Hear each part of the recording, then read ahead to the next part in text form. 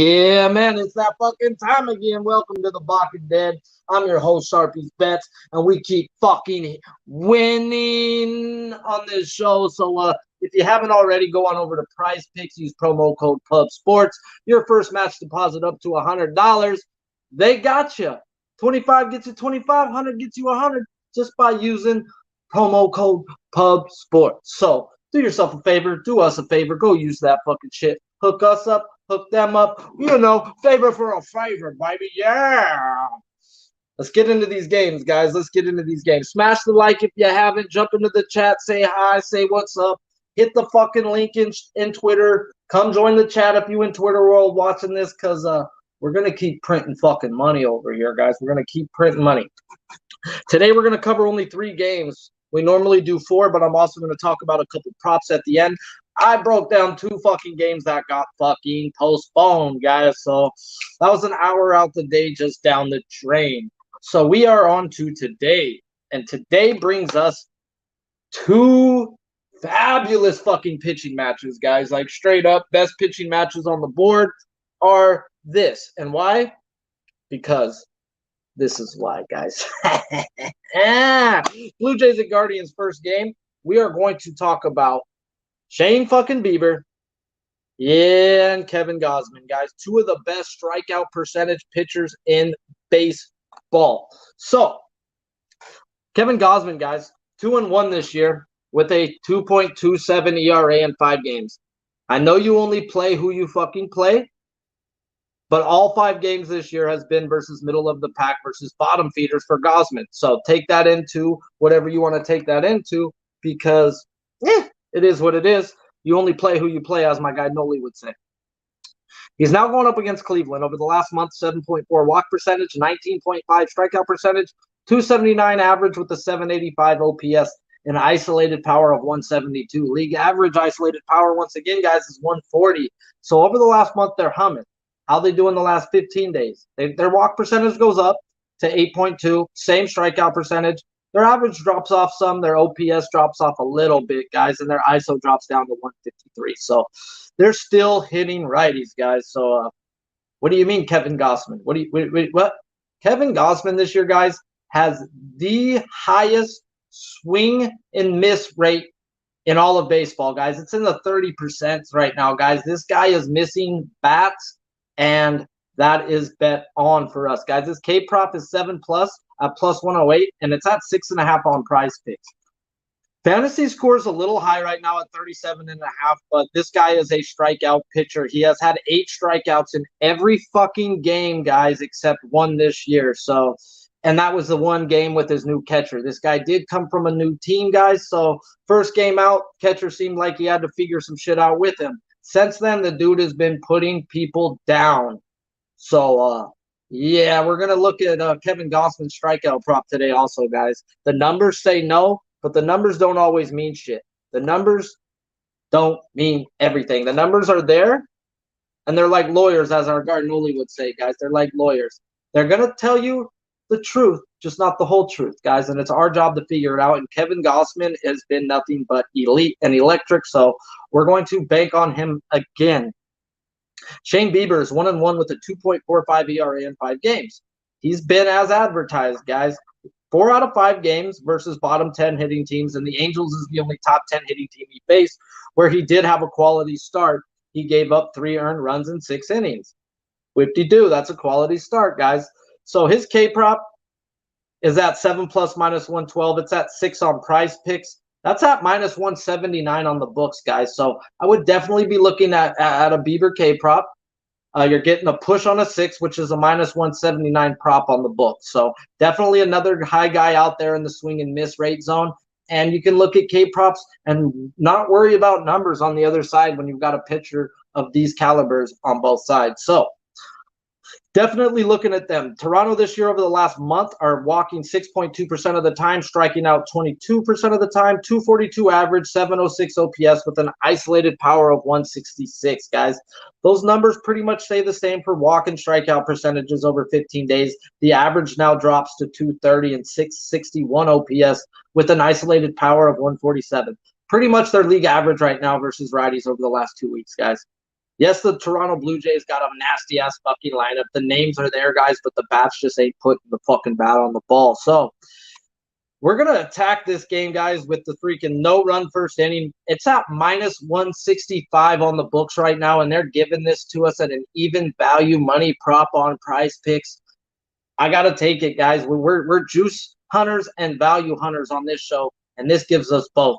We're getting two dominant pitchers, and we're getting a minus 165 prop at even money on our Prize Picks. So we're going to slap us with this nerfy, guys. No one on either team has seen these pitchers more than 10 at-bats. Big advantage pitchers, guys. So first time through the lineup, I expect them to shut them down and then to just keep it going. So both bullpens right here. Guardians pin has a 3.53 ERA, where the Blue Jays have a 3.81 ERA. Definitely both have been shaky. The Guardians bullpen ERA is a little less than where it really should be FIP-wise, so I definitely do not trust neither one of these fucking bullpens, so I expect these starters to go 6+, and then afterwards, I don't know. But we going to cash that no-run first inning. So, yeah, they go take it off of Prize Picks by the end of the day, guys. Minus 165, they don't want none of that action. I'll tell you that. Next game up, though, if you haven't already, smash the fucking like. We got 13 in here, 7 fucking likes. Y'all hate me or something? Do I need to pull a Rube 11, slap myself? Come on, man. Let's get into this next game, though. We got White Sox and Red Sox, guys. Vinny Velasquez versus Nathan Eovaldi. Vinny Velasquez is 1-2 with a 4.58 ERA. He's been so-so this year. His problem has been fucking walking people. Okay, well, Red Sox this year over the whole month, they're walking 5.4% of the time. Trash. League average is 8.5. They're striking out 21% of the time with a terrible 207 average and a 626 OPS. An isolated power of just 120. They are middle to the pack, two bums and everything other than the strikeout number, guys. So don't fucking quote me here, guys. But this looks like it's gonna be a Vinny Velasquez day, guys, which is fucking psychotic. We've called Martin Perez. We've called a lot of these shitty pitchers, guys, to have good days, and it's the numbers that tell us that. We're not fucking geniuses, guys. We're just fucking reading through these numbers and trying to make calculated guesses. So we are going to look at the Red Sox over the last 15. They dropped from 5.4 walk percentage to 4.8. My good God, bro. Y'all ain't fucking walking for the life of you. Strikeout numbers are still the same. The average is still middle of the pack, and OPS middle of the pack, where their isolated powers dropped to a 0.96. Trash cans right now, guys. These guys just ain't hitting, and they're not walking. And if you aren't going to take walks versus Vinny Velasquez, he's going to have a fucking good day, guys. His K prop is 5+ at plus 114. On Prize Picks, it's at 4.5. No value in taking a plus 114 prop on your parlay. But there is value in 23.5 fantasy score for Vinny Velasquez today, guys. Will I play it? Probably not. I don't have big enough balls to put him on my fucking ticket. But don't be fucking surprised if he goes out there and fucking shoves and gives a good 5-6 innings, 2 earned runs, and easily hits that 23.5. On the other hand, we got Nathan Eovaldi. Big game Nathan Eovaldi. 1-0 with a 2.51 ERA in 5 games. He's been a fucking animal. Shout out to my cousin. Animal. But yeah, dude. This guy's gone up versus 3 top 10 teams, including one back-to-back versus the Blue Jays, and handled them both times. So I can't expect nothing less other than Nathan Eovaldi to keep fucking cruising, guys. White Sox over the month, 5.3 walk percentage, trash. 19% strikeout percentage, good. 207 average, 586 OPS, isolated power of 122, more trash. So we already know White Sox ain't seeing the ball from the right-handed side, guys. We just seen Hendricks go out there and deal versus them in 6 innings. This is Eovaldi. Eovaldi's going to go out there and deal, guys. So definitely will be on him today. In the last 15 days, the numbers don't get any better for the White Sox. They're pretty much just trash all the way around. 30 to 15, they match. So his K props at 7+ at minus 140. On Prize Picks at 6.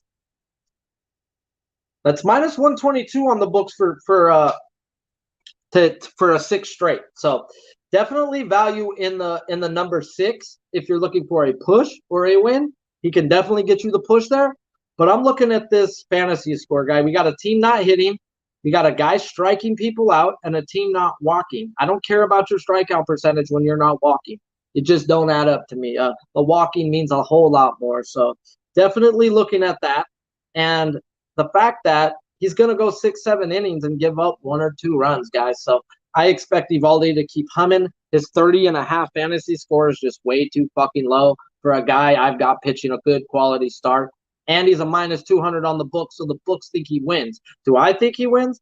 I don't know. We know how bad this Red Sox bullpen is. It's a 4.50 ERA compared to the White Sox 3.48. The White Sox do have problems closing out games, bro. Hendricks has not been fucking Hendricks. So definitely don't need the win for Evaldi, but I could definitely see him in line for the win if Vinny Velasquez. If the Red Sox take their walks, bro, Velasquez is in trouble, and I don't see Evaldi getting into trouble today. So I'm looking at Evaldi. No one has seen either pitcher 10 at bats or more. Definitely advantage both pitchers, but Evaldi's an ace. Velasquez is a 4th, 5th pitcher at best.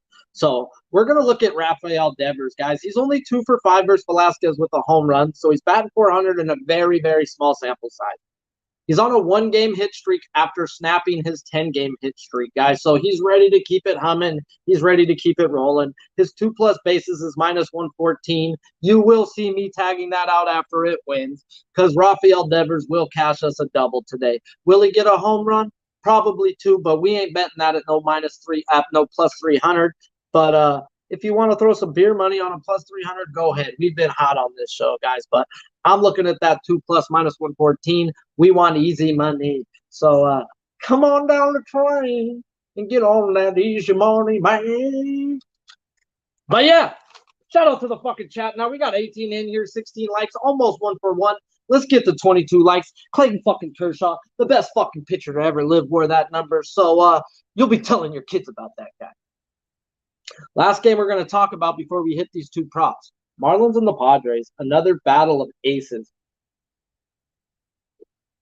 Sandy Alcantara versus Yu Darvish. Yeehaw! Alcantara 2-1 with a 2.90 ERA in 5 games. Seattle got to him last week on the 3rd time through the lineup. Good. That's what Major League hitters should do. 3rd time through the lineup. So whippy fucking do, he got hit 3rd time through the lineup. Other than that, the dude's been fucking electric all year long.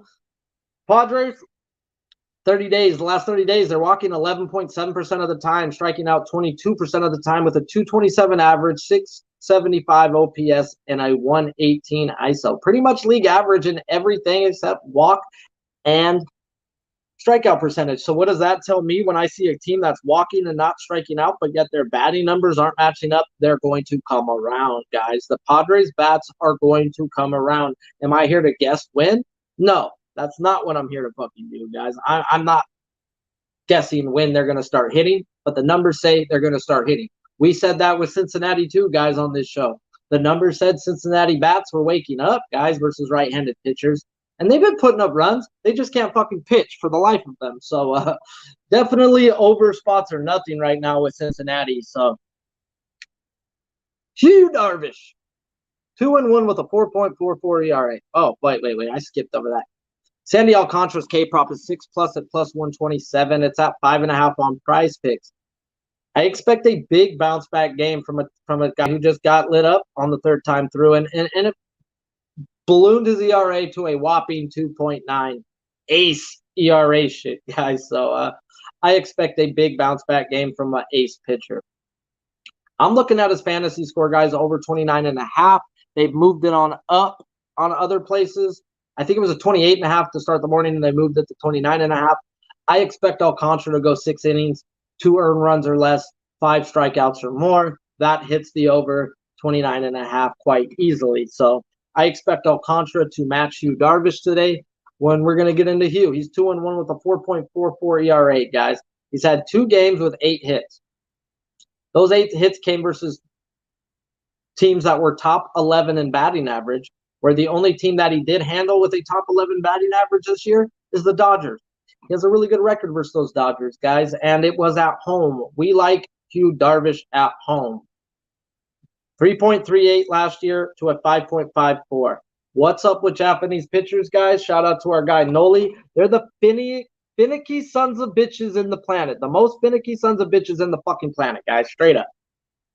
They need their routine. They're used to their fucking every day's got to be the same type shit for them, bro. If one thing's off, he's just not going to be good that day, guys. It just is what it is. So we're going to get Darvish where he's better at home. He's better at night. So give us Darvish where he likes to be.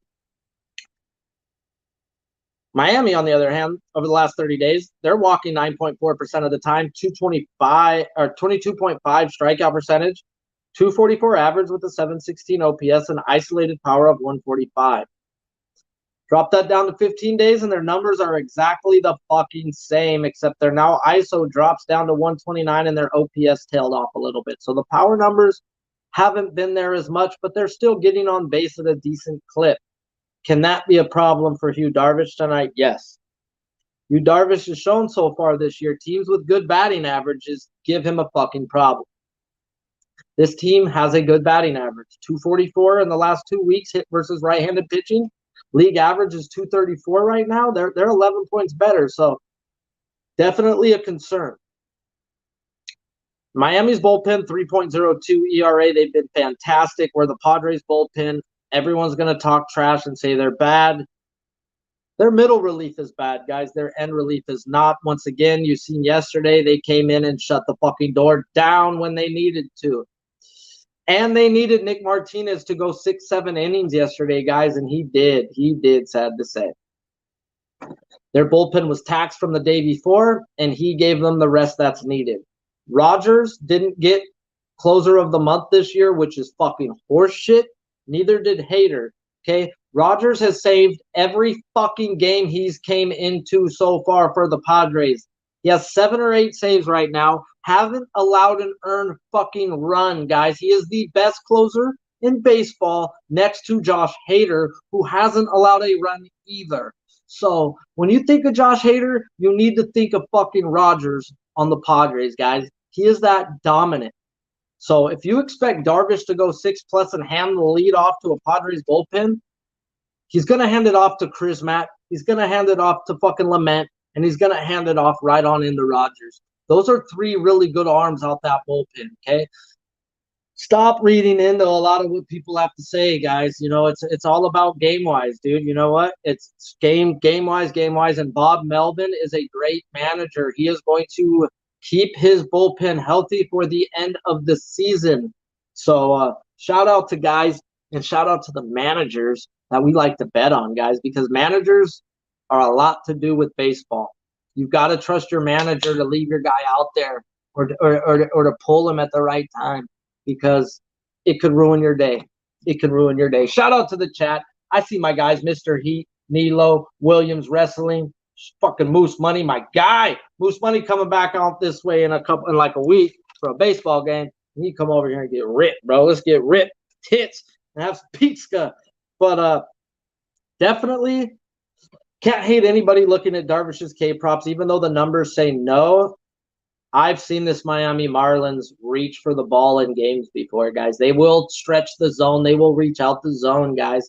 And if Darvish has got his fucking splitter and his fucking slider working, bro, it can be a super long night and a lot of strikeouts for this Miami Marlins team. I'm going to take a wait and see on Hugh Darvish, but I expect him to match Alcantara, and I will be on some Alcantara props today. I will be writing his fantasy score on some things personally. On the other hand, let's get into some batters, guys. I think we got some juicy ones right here. Boy. All right, guys, we're going to go with Eric Hosmer today. He's batting .376. He's on a 5-game hit streak with 9 bases in those 5 games, guys. We look into Alcantara last year. Left-handed hitters hit 14 home runs, where right-handed hitters only got 7. So we're going to look at some left-handed hitters today, and why not look at the hottest left-handed hitter on the fucking Padres, and Eric Hosmer. His 2+ bases is at +149.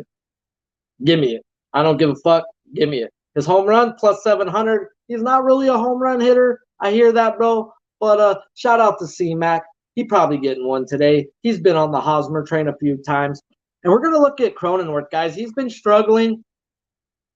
But ain't nothing like the Crone Zone in San Diego. I'll tell you that, dude. He's San Diego's next big thing if he ain't already. He's going to get the humming, and his home run prop is at plus 700 also. So definitely we'll see some Cronenworth today. We're going to keep talking about these two guys on the Marlins, guys. Jesus Aguilar. Thank God for watching baseball. Turn the fucking volume up, guys, when you watch baseball, and you'll learn so much from what these guys have to say. Like, oh my Lord. The other day I was watching the Marlins game, and they were talking about how Jesus Aguilar was struggling. Then he took 2 walks in a game. Then the next game, they were like, dude, the bat's coming off his ball. He's taking his walks. And since then, he's on a 5-game hit. He's on a 7-game hit streak since then. So we're just going to keep riding some Jesus Aguilar, guys.